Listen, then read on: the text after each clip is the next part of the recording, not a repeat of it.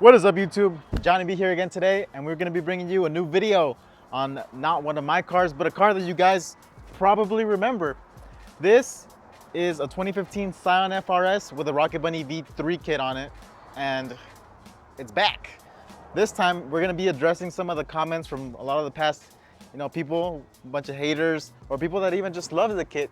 A lot of people were talking about that they didn't like the fitment, so follow me. Let's look at the fitment.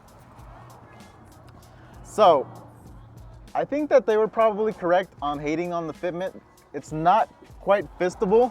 Maybe if you had a small girl hand, it would be fistable. But for me, it's a 3-finger height, which is actually, pretty bad, but considering it's the Pandem kit, he's on coilovers. You don't want to rip off your V3 kit that you just spent 35, 4 grand, 5 grand even after paint and installation.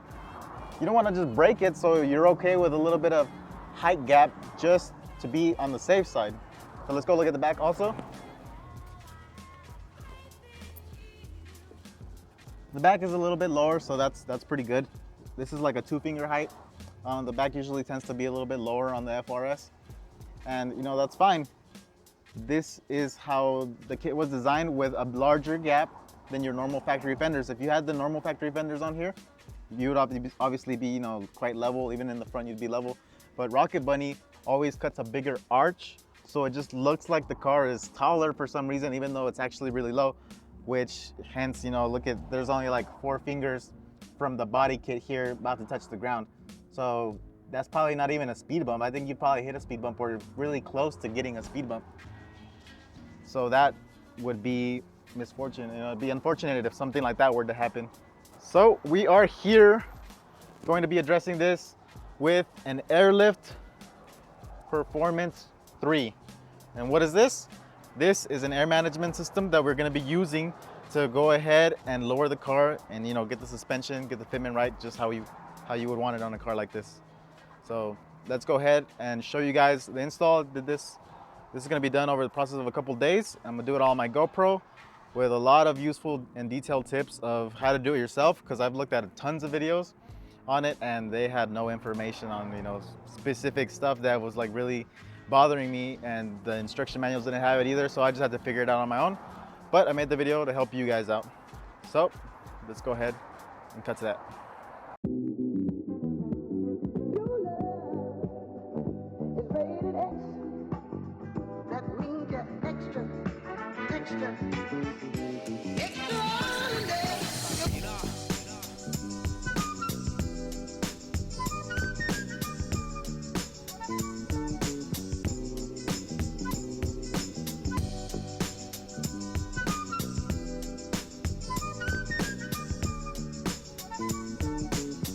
So the tank is mounted with the nut and the bolt that I used. It has a lock washer and a regular washer, so that'll keep it from spinning or from coming undone. That's holding that in place. A little bit difficult to get it in there, but as you guys see, with 2 fingers and getting the bolt through the top, it wasn't that difficult.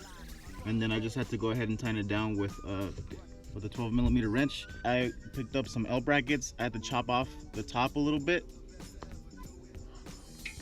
but we're gonna go ahead and mount them like that. So this is gonna get bolted to that, and then this is gonna get bolted to this, just to give it a little bit extra reinforcement. But even like that, it's really on there. I'm just gonna give it a little bit of extra support.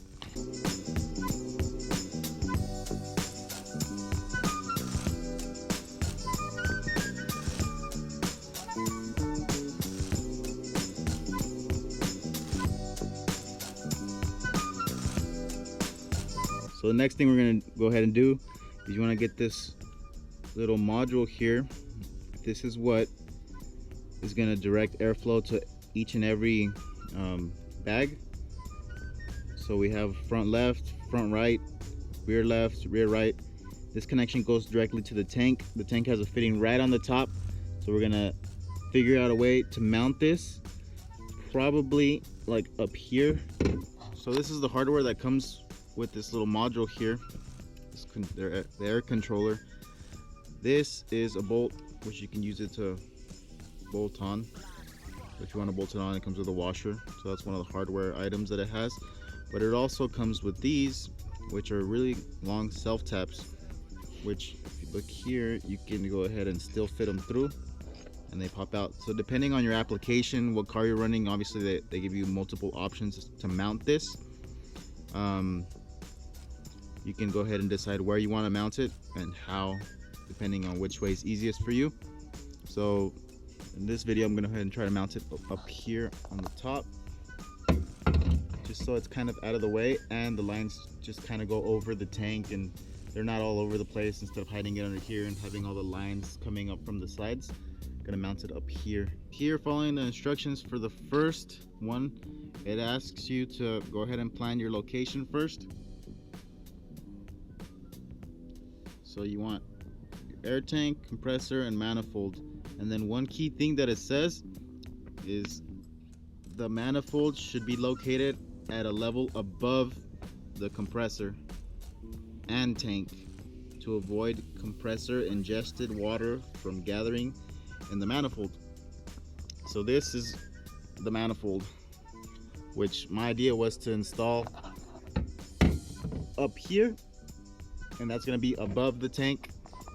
So that's definitely something that needs to be necessary, that way we don't get any water from getting into the manifold, because obviously when you compress air and it has humidity in it, it creates water.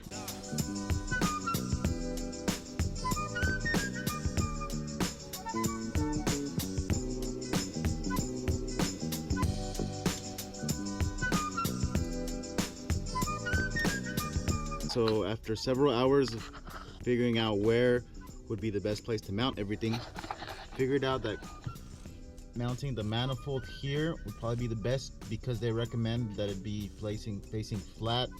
You know, you can do it at an angle, kind of like how I had it up here, but then I would have had all the cables going through here. You know, it would have been, you know, made it look a little bit ugly. It's best to hide all the air cables, you know, behind covers that, you know, they're not going to be visible anymore.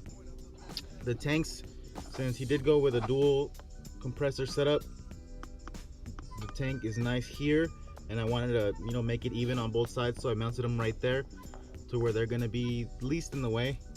And then this fitting here at the top goes to a filter right here, and this filter routes down behind the seat and connects straight into the manifold.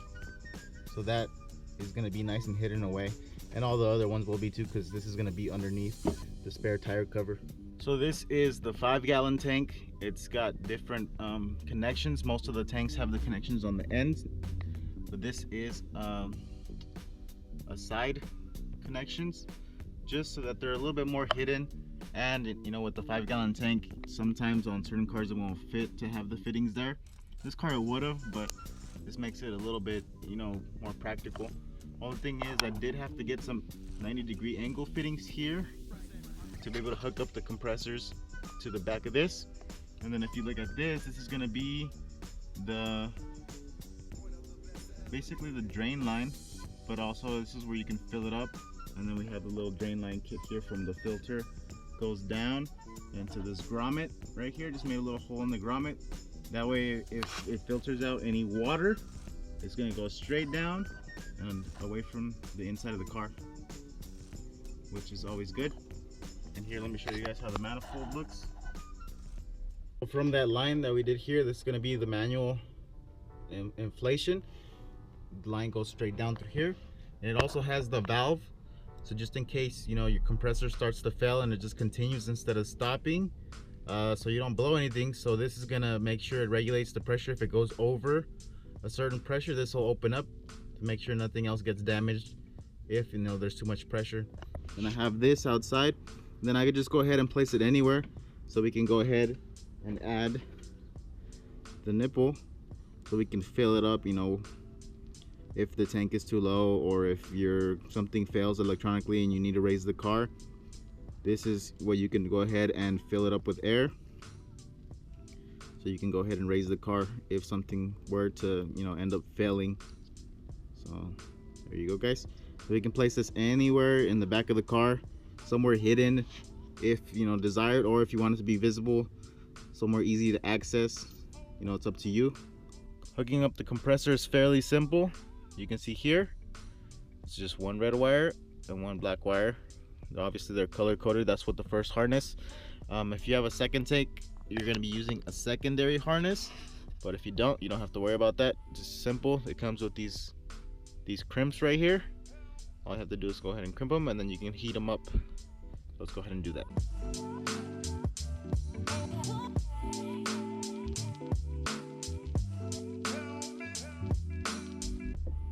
Okay, so if you have to connect a secondary compressor, this is the other harness that comes with the kit, and you got to do the same thing. You have to go ahead and chop these ends off. Now we can just go ahead and crimp these on just like we did with the primary compressor.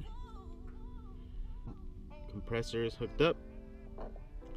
Now we can go ahead and start routing most of the lines, but before we do that, we actually have to link them together.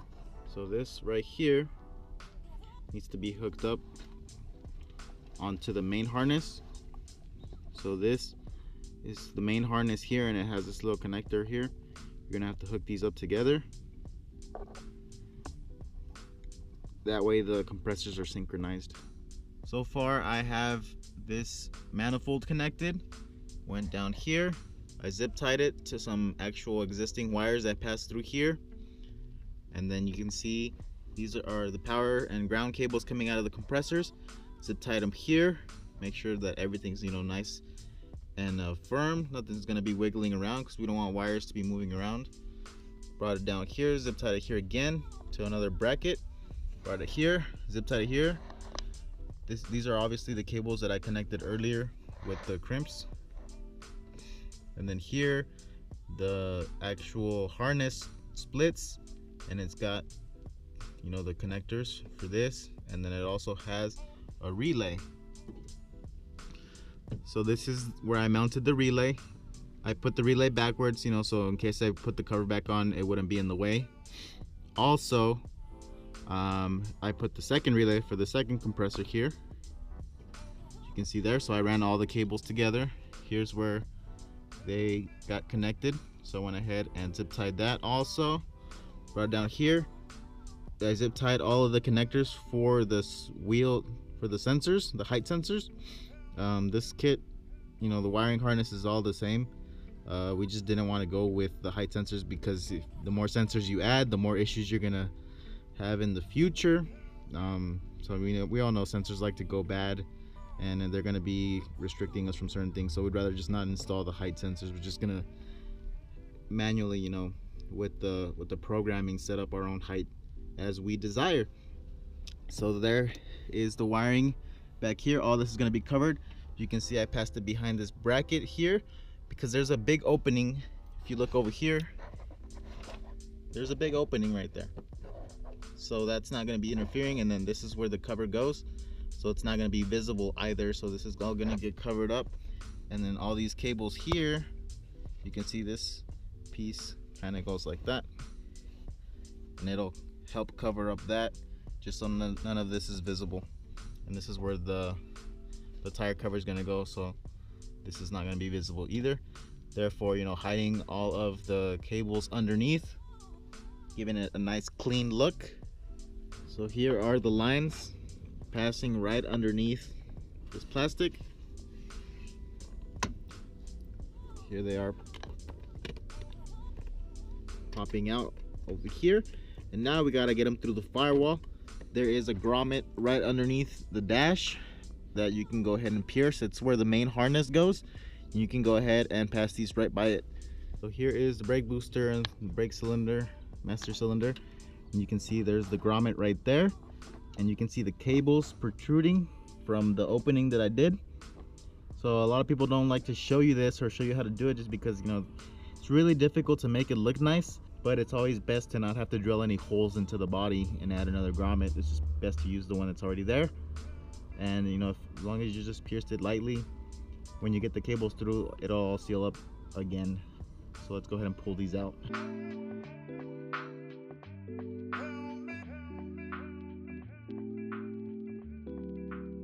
You guys can see here where we routed the cables through the back of the brake booster, and then the zip ties, I haven't cut them so you guys can see where I zip tied it to. there's a brake line that passes right in that area. So I just zip tied them to that. Went ahead and passed the cables around the back of the battery and then came up here. So now what we have to do is hook all this up. First, before I disconnect the battery, I'm going to go ahead and find a source for this ignition fuse. So this is going to need power only when the key is on, and then this will be hooked up directly to the battery with some fuses, but we want to make sure we disconnect the battery when we do that. So let's figure out which fuse we can connect this signal wire to. So to connect the signal wire, we need to find a fuse that gets power only when the switch is on. So after checking a bunch of these, making sure, you know, that there was some that didn't have power going to them, I found this one right here, which is a 10, and it is washer. You can see there. So that should be good to connect to. So since this 10 amp fuse is just the washer, it's gonna be relatively safe. You know, nothing's gonna be messing with the engine or any other sensors that you don't want to hook up to. But this seems to be a nice setup here. So this cable goes with this fuse that they provide, and then it hooks up to here. So the power is going to be coming out of here, going up, and then with this fuse, and then this secondary fuse is going to be the one that you take out of there. You're going to put that there, and this is going to be running its own circuit. So they're not going to be interfering with each other. They're just both getting power from the same source. So let's go ahead and hook that up. Put this back, and then we're just going to go ahead and hook this up right in there.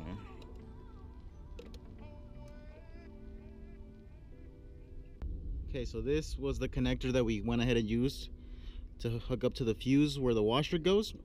I just kind of like routed it through here a little bit, and then you see this pink wire. This is our signal wire to the manifold that's back there. So this is what's going to give it power when we turn the switch on. This is going to be sending power. That way the manifold knows when we have the car on. So as you can see, I just put it off to the side, and then you could just go ahead and cover it up. If you look right there, you can see the cable coming out. The plastic actually bends over it, so we're not having to go ahead and chop a notch on this. We could just go ahead and leave it like that, and it's gonna be going down there. It's a little bit hidden here because it's got the wrap on it. And now, as you guys can see, I hooked up the fuses for the power connections to our compressors. So this is fusible right here. So we have two fuses here, one for each compressor, and as you can see, I put it on this bolt. A lot of people, I think I've seen, put it on this bolt, but if you do decide to put them on these, even though these are a lot easier to do, the issue is that you can blow one of these fuses and not even know about it and be causing a lot of issues with your car. So you want to place it before the fuses so you don't risk, you know, drawing amps from these fuses and then blowing these up and then having to buy this all over again. These come with their own fuses, so you can just bolt it directly to the main battery post right here. It'll gets power here. From here it distributes it to these fuses. So you want to make sure that you get the power before it goes to the fuses, so that way you don't risk blowing this up. Seeing a couple people with airbags have a lot of issues with their cars, mainly because they blew one of these fuses up and they didn't know that that was their issue because it's covered. Okay, so for the power wires that I cut down, I went ahead and used the butt connectors to connect them to the wires that we had hooked up over here before on the power, with the fuses integrated into them. And then the grounds, I just had to put these little caps on so we can go ahead and bolt it to this bolt here. That way we have power and ground to both of the compressors. And then this, you could just tuck it away and zip tie them, you know, make it look as clean as you can, just so it's not noticeable. So I'm gonna go ahead and zip tie so nothing's moving around. So now that we have all the electrical wiring done, it's time to start routing all of the air lines to each side of the car. So we need one for this side, one for the other side, and two for the back, obviously. So for that side, I'm gonna go ahead and route the air line adjacent, you know, right next to the electronic cables that we routed. So it's gonna come out through the same spot. So let's go ahead and do that. So here's all of the airline. I'm gonna go ahead and pull some over up through here through the front. Obviously I need to route it from that corner, cross it, and hook it up to the manifold. So let's go ahead and route it the same way. So now this side is all put together, and now I'm gonna go ahead and pass some more line to the passenger side front, or the right side of the car. So I just went ahead and fed it through there without having to remove this panel. Like I told you guys don't have to remove it. I just wanted to remove the other one just to show you guys the pathing. And then here it is. You can see I fished it out, and here is the airline. So I'm gonna go ahead and just pass the airline through here once again. And there's another grommet for another harness on this side, which is something that you're not gonna see in another car. I know the FRS does have it because I've taken a whole FRS apart before. There you go. See that grommet right here hiding behind the battery? We're gonna have to puncture that grommet, get that airline through, pass it through here, bring it up over here to the front to where the brake lines are at, just like we did with the other side, so we can go ahead and hook up the air suspension on the front. So now all the lines are set up to that wheel in front and that wheel in front. Now we need to set up the lines to this wheel and this wheel. And I'm really liking these grommets right here, so I'm thinking about making them pass underneath the spare tire and in through the grommets. That way, you know, stay sealed. I don't have to drill new holes into the car.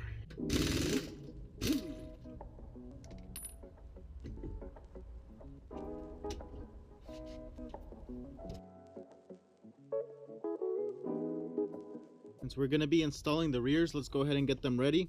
So you want to get the hoses that come with the rears. There's a little spot right there where it goes. As you can see, it already has sealant, thread sealant, so we can just go ahead and put it on and tighten it. Just for extra precaution, I'm gonna go ahead and put some Teflon.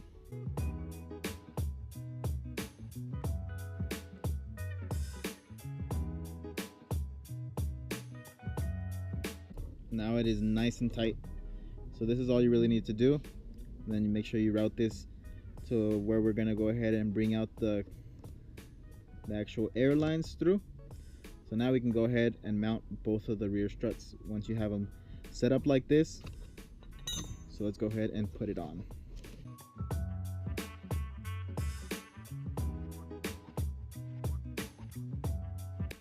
All right, so here are the front ones. We have the right and then we have the left.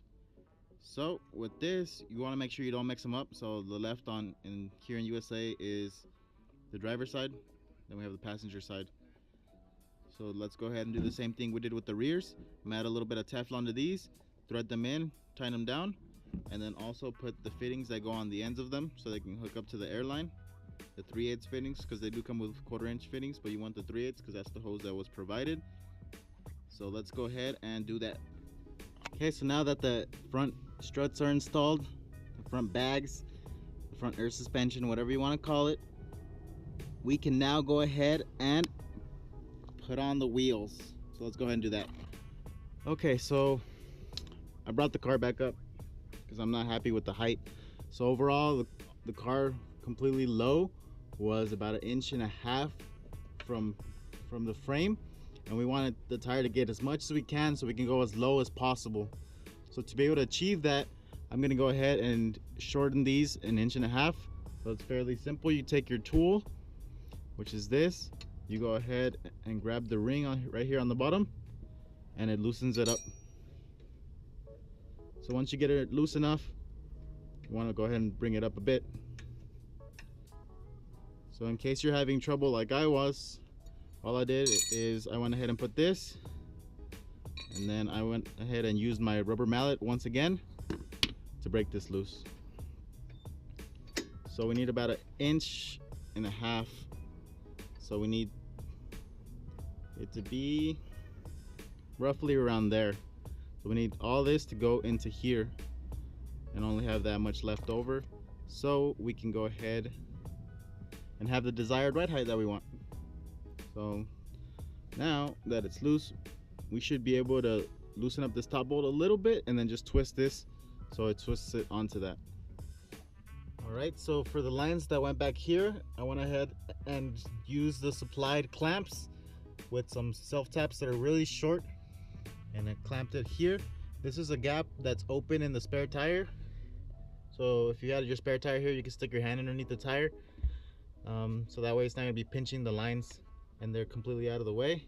And we're using the factory grommets to get them through, so that's pretty cool.